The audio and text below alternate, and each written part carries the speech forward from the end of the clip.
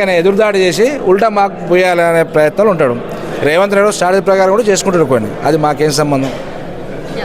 Lastly ఏం చెప్తారు sir? అంటే కేటీఆర్ అరెస్ట్ ఇదే ఇంకెన్ని రోజులు వినాలి? అంటే కేటీఆర్ గారే చెప్తున్నారు కదా రండి అరెస్ట్ చేసుకోండి అని. గతంలో అసలు మనం ఎన్నడూ చూసింది కూడా లేదు. అందుకనే మా నాయకుడు ఎప్పుడు కూడా తప్పు చేయడు.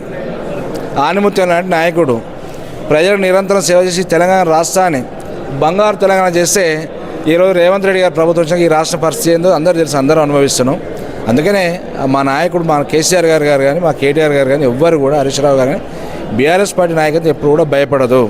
ఎందుకంటే ఒక నిబద్ధతోటి పనిచేసి 14 సంవత్సరాల ఉద్యమాలు పనిచేసి పోరాటం చేసి తెలంగాణ సాధించి పెట్టి ఒక బంగారు తెలంగాణ యువతకు కానీ అన్ని రంగాల్లో, వ్యవసాయ రంగంలో కానీ, విద్యా రంగంలో కానీ, ఐటీ రంగాల్లో కానీ అన్ని రంగాల్లో అగ్రగామిగా నిలబెట్టింది తెలంగాణ రాష్ట్రాన్ని కేటీఆర్ గారు, కేసీఆర్ గారు.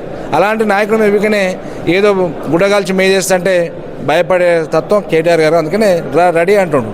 ప్రజల పక్షాన్ని నిత్యం పోరాటం చేస్తున్నాడు కాబట్టి రేవంత్ రెడ్డి నడి రోడ్డు మీద నిలబెడుతున్నాడు కాబట్టి కేటీఆర్ అరెస్ట్ చేస్తున్నాడు. అందుకని రెడీ రా అంటుండు. ఎందుకు భయపడతారు కేటీఆర్? అరెస్ట్ అయితే ఏమవుతుంది? ప్రజాక్షేత్రంలో పోతాం, ప్రజాక్షేత్రంలో నీ పీడ కదిలిస్తాం, అంతే. Thank you.